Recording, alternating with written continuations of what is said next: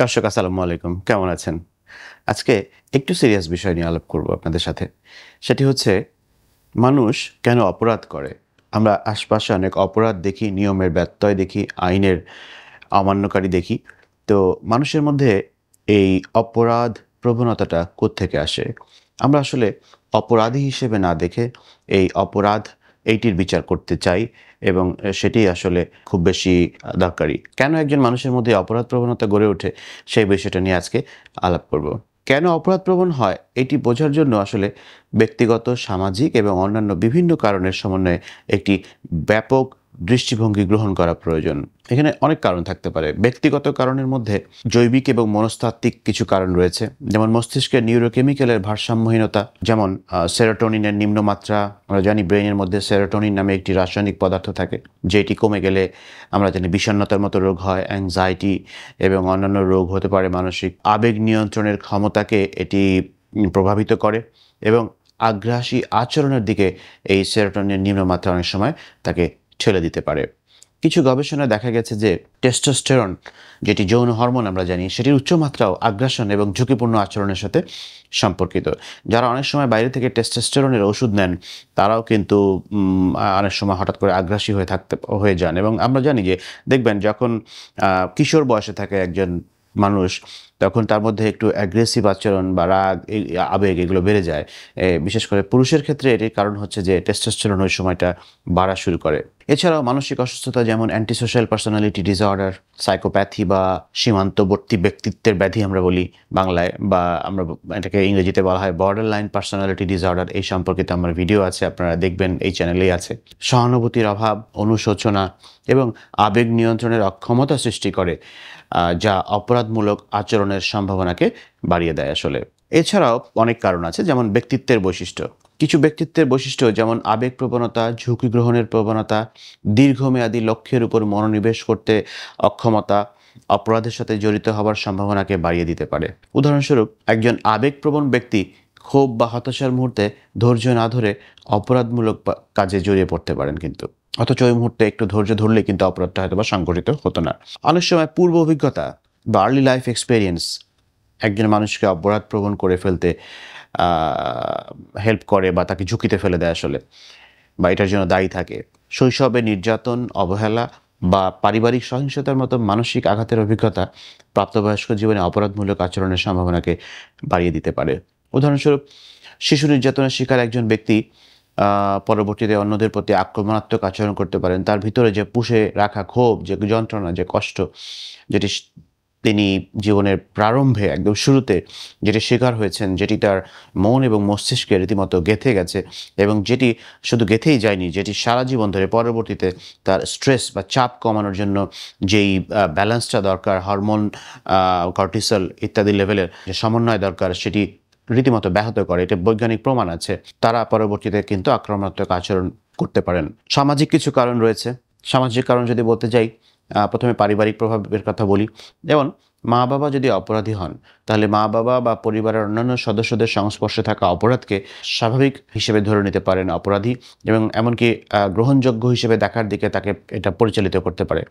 অন্যদিকে অবহেলা বা নিষ্ঠুর শাস্তির মতো কঠোর পিতামাতার শৈলী বা প্যারেন্টিং শিশুদের মধ্যে বিদ্রোহ এবং অপরাধমূলক আচরণের দিকে ঠেলে দিতে পারে। সামাজিক বৈষম্য এবং অর্থনৈতিক যথেষ্ট প্রভাব রয়েছে, বা দারিদ্র্য, বেকারত্ব, সুযোগের অভাব অপরাধের অন্যতম প্রধান কারণ। হতাশা, ক্ষোভ এবং সামাজিক বৈষম্যের অনুভূতি অপরাধমূলক আচরণে জড়িত হওয়ার সম্ভাবনাকে বাড়িয়ে দিতে পারে। উদাহরণস্বরূপ, যাদের আর্থিক চাহিদা মেটানোর কোনো বৈধ উপায় নেই, কোনোভাবেই তারা পারছে না, বেকারত্ব, এই সমাজে রাষ্ট্র তাকে চাকরি দিতে পারছে না, তিনিও পারছেন না কোনো কারণে, তার ব্যক্তিগত কোনো কারণও থাকতে পারে, তারা কিন্তু দেখা যায় অনেক সময় অপরাধের দিকে ঝুঁকে পড়তে পারেন। এখানে নৈতিকতা শিক্ষা একটি বড় বিষয়। ছোটবেলা থেকে আসলে এই কারণেই বাচ্চাকে আপনি নৈতিকতা শিক্ষা দিবেন। এক্ষেত্রে এই জন্য পরিবারের পরিবেশ সেটি যেমন জরুরি, মা বাবার যেমন গুরুত্বপূর্ণ দায়িত্ব। একজন শিক্ষক, তিনি শুধু তাকে এবিসিডি অ আ ক খ শিখিয়েই তিনি কিন্তু দায়িত্ব শেষ করতে পারেন না। তার মধ্যে নৈতিকতা শিক্ষা দান করা একজন শিক্ষকেরও একটি অবশ্য কর্তব্য আমরা মনে করি। সো পরিবার তার স্কুল, তার কলেজ, তার সহপাঠী, তার পারিপার্শ্বিক অবস্থা সবকিছুই তাকে আসলে নৈতিকতা শিক্ষা দেয় এবং নৈতিকতা শিক্ষা থাকলে যতই তিনি অভাবে পড়েন না কেন তিনি কিন্তু কখনো এই কাজটি করতে পারবেন না আসলে।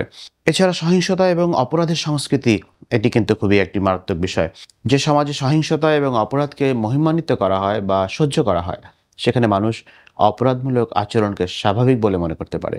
যেমন যেসব এলাকায় ধরেন গ্যাং কালচার আছে, গ্যাং কার্যকলাপ ব্যাপক এবং সেখানে তরুণরা কিন্তু গ্যাংয়ে যোগদান করেন এবং অপরাধমূলক কার্যকলাপে জড়িত হওয়ার সম্ভাবনা অনেক বেশি। কারণ তারা দেখছে যে এই গ্যাংয়ে যোগদান করলে পাওয়ার খাটানো যায়, তারা অনেক কিছু করে ফেলতে পারেন, এলাকায় প্রভাব প্রতিপত্তি বিস্তার করা যায়, হয়তোবা এটাই তাদের একটা নেশার মতো হয়ে যায় কিশোর বয়সের ক্ষেত্রে বিশেষ করে। সামাজিক নিয়ন্ত্রণ একটা গুরুত্বপূর্ণ বিষয়। আইন প্রয়োগের দুর্বলতা, সামাজিক প্রতিষ্ঠানের অকার্যকারিতা এবং নৈতিক নির্দেশনার অভাব, আমি আগেও বলেছি, অপরাধের প্রবণতাকে বাড়িয়ে দিতে পারে। উদাহরণস্বরূপ যেখানে পুলিশ দুর্নীতিগ্রস্ত বা অকার্যকর, সেখানে অপরাধীরা ধরা পড়ার ভয় কম অনুভব করে এবং অপরাধ সংঘটনের সম্ভাবনা সেখানে অনেক বেশি থাকে। অন্যান্য আরও কিছু কারণ রয়েছে, যেমন মাদক এবং অ্যালকোহলের অপব্যবহার কিন্তু প্রায়শই আবেগপ্রবণতা, ঝুঁকিপূর্ণ আচরণ এবং সিদ্ধান্ত গ্রহণের দুর্বলতার দিকে পরিচালিত করে মানুষকে, যা অপরাধমূলক কার্যকলাপের দিকে ঠেলে দিতে পারে। উদাহরণস্বরূপ একজন মাদকাসক্ত ব্যক্তি মাদক কেনার জন্য অর্থের প্রয়োজনে চুরি করতে পারেন, ছিনতাই করতে পারেন, অনেক কিছুই করতে পারেন। এটি আমরা প্রায়ই দেখে থাকি এবং যখন অপরাধী ধরা পড়েন তখন ইতিহাস পর্যালোচনা করে দেখা যায় তিনি আসলে মাদকের সাথে সম্পর্কিত। গণমাধ্যমের একটি গুরুত্বপূর্ণ প্রভাব রয়েছে এখানে। সহিংসতা এবং অপরাধকে মহিমান্বিত করে এমন মিডিয়া এক্সপোজার, এমন নাটক, এমন সিনেমা বিশেষ করে অল্প বয়সীদের মধ্যে আগ্রাসী আচরণকে কিন্তু স্বাভাবিক করে ফেলতে পারে বিষয়টাকে এবং তাদেরকে আরও বেশি ঝুঁকিতে ফেলে দেয়। তারা এই আচরণের দিকে আরও বেশি উদ্বুদ্ধ হয় এবং অপরাধের প্রতি সংবেদনশীলতা কমে যায় আসলে সেক্ষেত্রে। গ্লোরিফাই করা যাবে না আসলে। অপরাধের সুযোগ যেমন নিরাপত্তার অভাব, অস্ত্রের সহজলভ্যতা, অরক্ষিত লক্ষ্যবস্তু অপরাধ সংগঠনের সম্ভাবনাকে উল্লেখযোগ্যভাবে বাড়িয়ে দিতে পারে। উদাহরণস্বরূপ একটি খোলা জানালা বা দুর্বল লক সিস্টেম মনে করেন চুরির সুযোগ তৈরি করবে না খুব বেশি বলেন, আবার এমনভাবে তার অর্থ, তার মূল্যবান সম্পদ এমনভাবে অরক্ষিত অবস্থায় রেখে দেন যা অপরাধপ্রবণ মানুষটি প্রায়ই পর্যবেক্ষণ করে। হয়তোবা তিনি দেখছেন তার অমুক জায়গায় তিনি টাকা রাখছেন, অথবা তার জীবন আচরণ এমন, তিনি আচরণের মাধ্যমে এমনভাবে প্রকাশ করছেন যে এমন আচরণ, জীবন আচরণ বা এমন লাইফস্টাইল লিড করছেন বোঝা যায় তার অঢেল সম্পত্তি আছে। সেটা তিনি করতেই পারেন। এখন আপনারা বলতে পারেন যে তাই বলে কি একজন মানুষ আরামায়েশে জীবন ভোগ করবে না? অবশ্যই করতে পারে। কিন্তু এটা হচ্ছে যে আসলে অপরাধপ্রবণ মানুষ আশপাশে বেশি থাকলে অনেক সময় তারা আরও বেশি এই কাজের দিকে ঝুঁকে পড়তে পারেন আসলে। তো সেই কারণগুলো আমরা পর্যালোচনা করছি।